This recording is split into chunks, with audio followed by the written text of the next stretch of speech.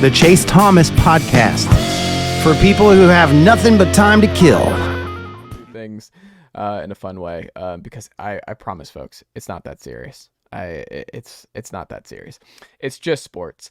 Ryan Schumpert, first up here, Vols football week 1 stock report. I wrote about this over the weekend. I'm curious from your vantage point, who's trending up, and then we'll get into who's trending down. But who's trending up after the opening win over the Chattanooga Mocs?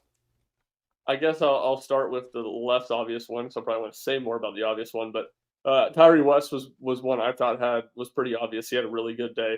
Didn't play a ton of snaps, but was effective. And it feels like he's, sort of stacking good performances, because I would say before Saturday, the best game of his career was in the Citrus Bowl against Iowa, a former 4-star that it feels like, all right, you're kind of to the age now where he's played some, but you can really take a step forward. And to me, that continues to be the question outside of James Pierce with Tennessee's defensive line. We know James Pierce is a star. We know Tennessee's defensive line is deep enough with enough good players that it's going to be really good because of how much depth it has. Does anybody else step up and become just an elite guy like James Pierce did last year? Well, you find a guy here or there to do that, then all of a sudden I think you have the makings of a national title team and what you look like you have on the lines of scrimmage. So just one game, just a game against Chattanooga, but I thought he played really well. And he's one that feels like he maybe has a different gear. And then on the offensive side of the ball, I mean, obviously it's Nico Iamaleava, just how good he was. I liked it.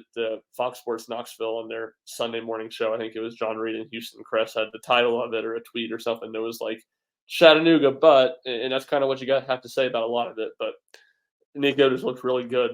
You could have really asked him to play any better. All the things that we think he does well were on display. Tennessee throwing the ball over the middle again, well on display. So those were the two I would say. In my story, I had Dante Thornton too. Obviously, he had a couple long catches and 2 touchdowns, and just looks a lot more comfortable as he kind of continues that momentum he had late last season before the season-ending injury.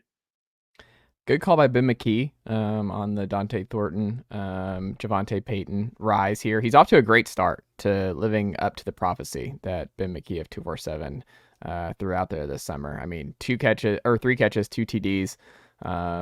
Dante Thornton obviously had a great day, but let's circle back to the defensive line, because Tyre West obviously had the biggest hit of the day with the first possession for Chattanooga. Just blindsides the dude behind him, comes up and forces the fumble. And I think that was one of the things, because, I mean, Tyler Barron, good player, and he was wrecking havoc in the Miami-Florida game. So it wasn't like that he would not be missed potentially. And an elite defensive line, and there wasn't a worry about, okay, how deep is Tennessee going to be on the defensive line post Tyler Barron? But it was one of those where they're deep at Leo, they're deep at defensive tackle. You knew where they're going to rotate there. But the difference, I guess, at strong side defensive end was there was no big name. Like Tyler Barron's a big name NFL type, a strong side defensive end.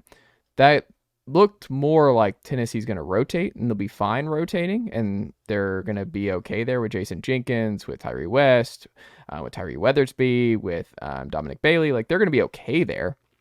But it just, what is any of those guys going to pop? Like, are we going to see someone make that jump that Tyler Barron made? Are they going to be able to feast? Because there's going to be so much attention on Pierce and Herring, who got a lot of run. I think Caleb Herring deserves some praise here. And Jordan Ross, block punt return. Like, Jordan Ross is just, I mean, Tennessee's just got an unbelievable just system of influx of Leos over the next couple of years. It's just honestly insane. But Tyre West was really good. And I mean, maybe Tyre West is the next guy at strong side defensive end. We'll see if he's able to eventually overtake Bailey. It doesn't really matter. I think when you see how Rodney Garner rotates anyway, who really starts and has that. But maybe Tyre West is the next star strong side defensive end. And I think whoever is over there, one of the cool things about being over there at this point this year is that there's so much attention to the defensive tackles and the Leo spot that you're just going to be able to kind of hide out a little bit. Like, you're not going to have all this pressure on you, and you're not going to have this kind of attention. But I don't know. I think Tyre West really flashed, and I think because he also flashed down the stretch last year. Remember, like, he had a good Iowa game. I think he was good in Vanderbilt. So he's put together like 3 great games in a row at that spot. So that's a big win for Tennessee if Tyre West, who's kind of a forgotten 4-star from a couple of years ago, Tift County back in the home state. But I think if he ultimately makes the leap this year, it wouldn't be all that surprising, and definitely a stock up guy. And then on the Nico front, I mean, Nico, it's funny because I think a lot of people, and I talked with Aaron Murray about this on TPL Tennessee that you can go check out over there today. Some of the throws, he went and watched every throw, and he's obviously the SEC's all-time passing leader. He knows what he's talking about when it comes to quarterback play and elite quarterback play and what he sees. And what he saw there was NFL throws. Like, it's one thing to throw, like, certain guys are just open or throwing behind guys or guys, like, because Tennessee's receivers should be able to get open on their own, and they shouldn't have had a problem against Chattanooga. But there's a difference with some of the stuff that Nico was doing, and the poise, the way he was, like, just throwing guys open, and, like, to Brazel on the side, like, he was throwing Dante Thornton up in the middle. Like, Brew McCoy has never looked better. Like, that was something you circled down and you're like, oh, he has explosiveness. It's not that he wasn't explosive before, but he was just bigger. He just looks lean. He looks like he's in the best shape of his life, and there's just a different. He looks more like Cedric Tillman than kind of like a linebacker over the last couple of years, because Brew's just a huge wide receiver in general and has been bigger those last 2 years. It just looks trim and faster and just still very imposing physically as a receiver at that spot. But the stock up, I think it's just the receivers as a whole and Nico as a whole, because if they're all healthy, and I mean, I was texting him in front of the pod over there at Doc Central, Graham Coffee, about this. Tennessee's had trouble through 3 years dealing with the physicality of the Georgia secondary out in space.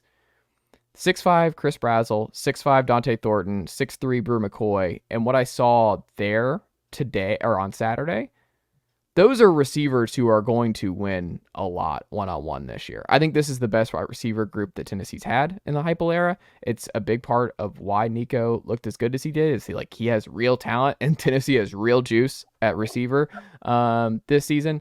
But they're just big. They're big. They're imposing. They're able to get open. Chris Brazel had a couple like the Gaston stuff. He's beating dudes. Like, Chris Brazel is the real deal. He's a plug and play. He's going to be a really good player for Tennessee this year. But Dante Thornton making the leap is just icing on the cake, right? Like, you look at it, Squirrel White didn't really have to do much in this game. They didn't really get much production out of the slot in this game, and you didn't notice because he had over 200 yards receiving with the big three there. So, I don't know. I think Nico stock obviously trending up, but the combination of Nico plus the amount of juice at receiver, I think is just huge for a young quarterback getting acclimated here. Is Tennessee's got stars at NFL receivers again. Like, all three of those guys, I think, are NFL receivers. Yeah, I mean, I think there's still a hesitation, a wait and see on the receiver front. Everybody looked good for sure. Brew McCoy looked, like what we saw in fall camp, where he's leaner and maybe a little bit faster.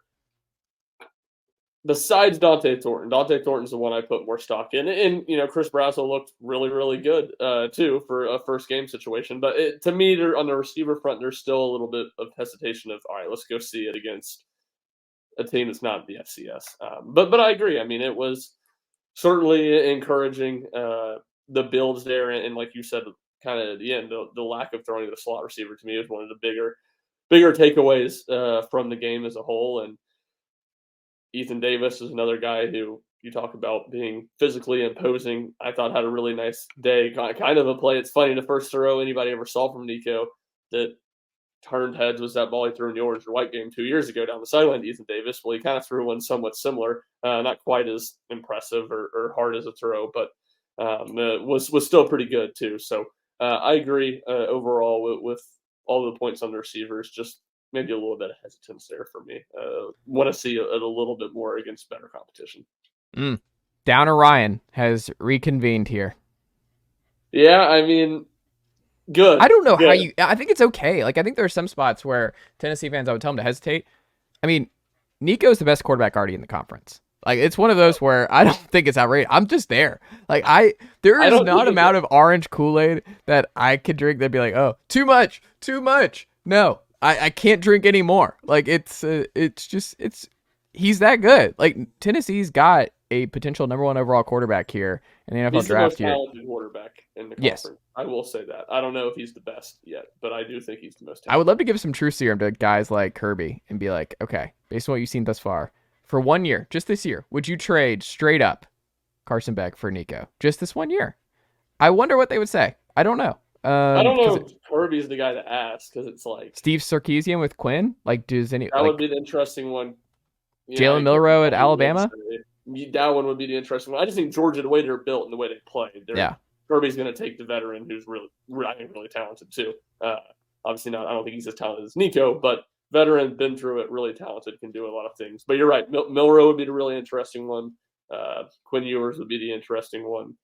I think Kiffin would probably say Nico. So I think the gap there between Jackson Dart's probably, too big for that one to be super interesting. But yeah, I mean, it'll be. I'm always the hesitance guy after games like this. I'm less keen to say you need to pump the brakes on Nico as I am the receivers. And I know those two things will kind of go hand in hand. But it's not the receivers being good against North Carolina State or good against Florida. It's the receivers, what you said to start that, your whole thing about your conversation with Graham Coffey. It's, are they good enough to win a bunch of one-on-ones against the best secondary in the country in Georgia? That is where the physicality, I need to see more.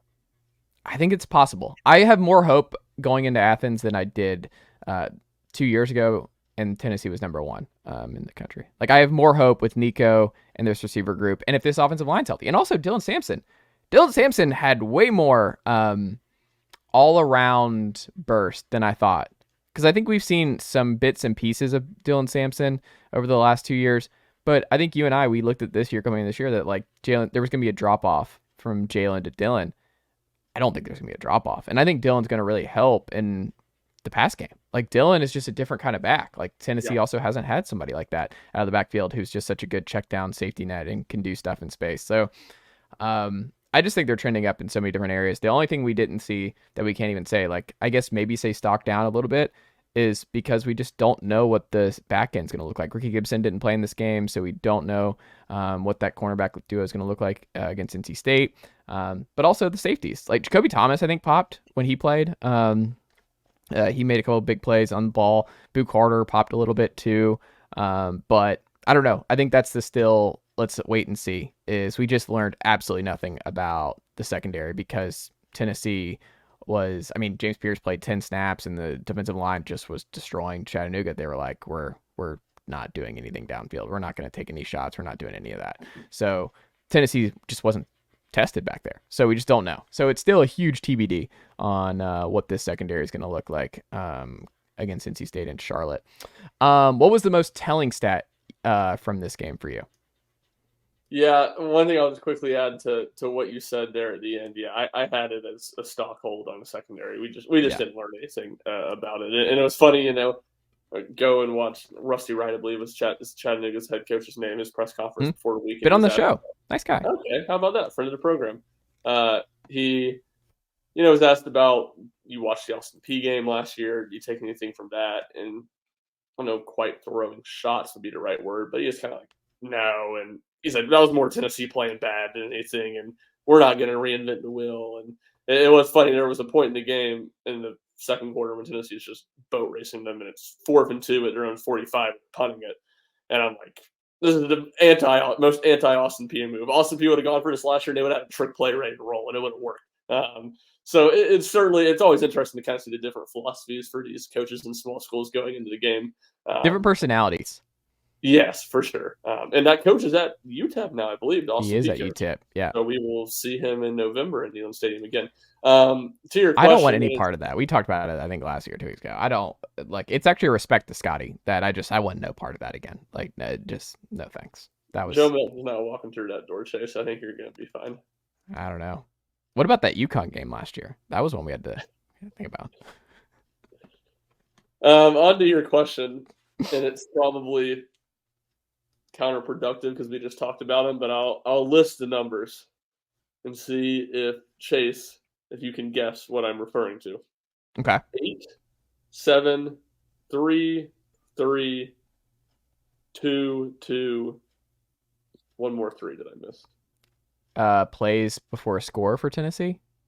no targets for Tennessee. Nicely done, nephew. The Chase Thomas podcast. Hell yeah.